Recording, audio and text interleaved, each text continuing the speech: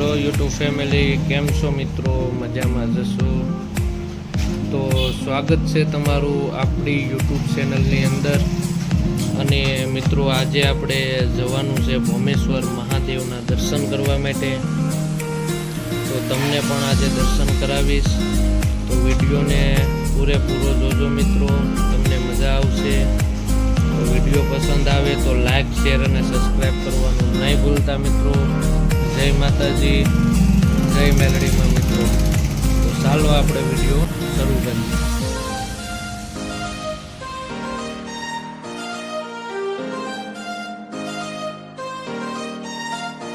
તો મિત્રો આપણે જઈ રહ્યા છીએ ફાઇનલી ભોળાનાથના દર્શન કરવા માટે ભોમેશ્વર મહાદેવના મંદિરે।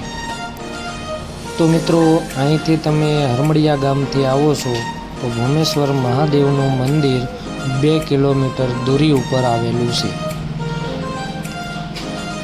પછી મિત્રો તમે ત્યાંથી થોડાક આગળ હાલશો એટલે ત્યાં આગળ તમારે મિત્રો એક નદી આવે છે। એ નદી સાંગાવાડી નદી તરીકે ઓળખાય છે મિત્રો।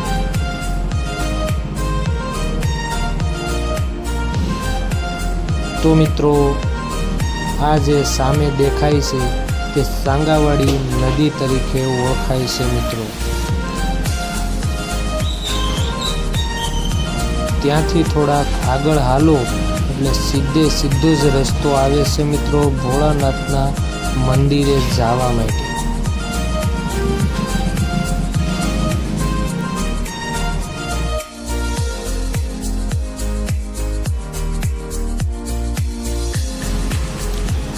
તો મિત્રો અહીંથી શરૂ થાય છે ભોમેશ્વર મહાદેવ મંદિરે જવાનો રસ્તો,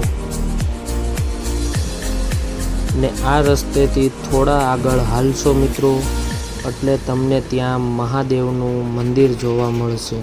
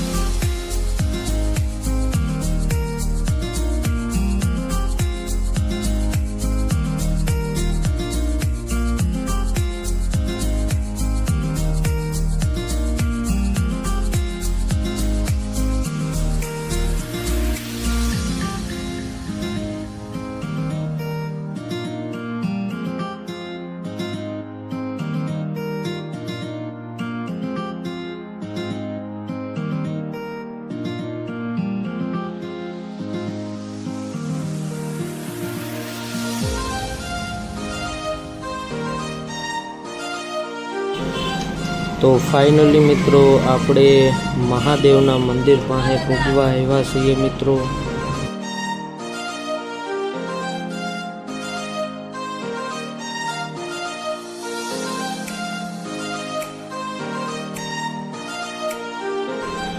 તો ફાઇનલી મિત્રો આપણે ભોળાનાથના દર્શન કરવા માટે આવી ગયા છીએ। આ છે ભોળાનાથનું જગ્યા મિત્રો, આ છે ભોમેશ્વર। તો મિત્રો આ છે બાપુની જગ્યા, અને અહીંયા પણ મંદિર છે નાનું અમથું, અહીંયા પણ મંદિર છે। તો મિત્રો અહીંયા તમને ખૂબ આનંદ આવશે, અને એકવાર આવી અને વિઝિટ કરો મિત્રો। આ છે ભોળાનાથનું મંદિર, અને મિત્રો ભોળાનાથની જગ્યા ઉપર આનેરો આનંદ આવે છે મિત્રો, એની કોઈ સીમા નથી।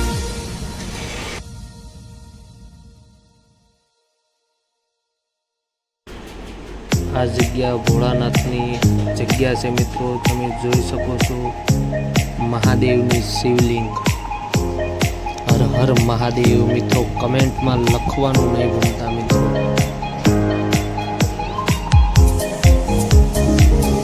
કેમ છે મિત્રો મંદિર? ગણપતિ